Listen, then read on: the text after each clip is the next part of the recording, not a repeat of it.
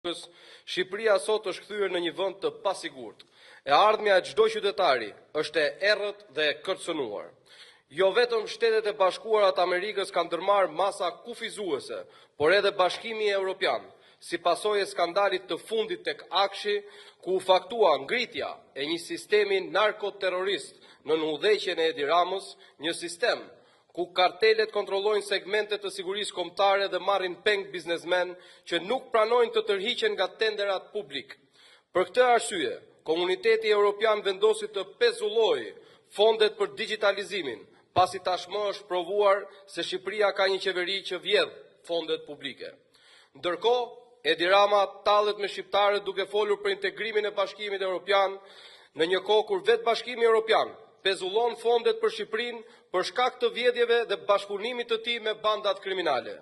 Sot vendi ndodhet në rrezik serioz, ndërsa e ardhmja e qytetarëve është e kërcënuar sepse qeveria po negocion interesat kombëtare të Shqipërisë për interesat të ngushta monetare të pushtetit.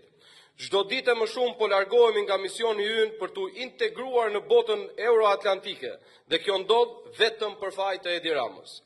Akshi është pasqyra më e qartë e sistemit narkoterrorist të ngritur nga Edi Rama, ku trafikantët dhe grupet kriminale kontrollojnë institucionet shtetërore. Sot Edi Rama është i vetmi kryeministër në botë që ka ngritur një post të posaçëm për të kontrolluar gjithçka, koordinatorin e krimit të organizuar brenda qeverisë.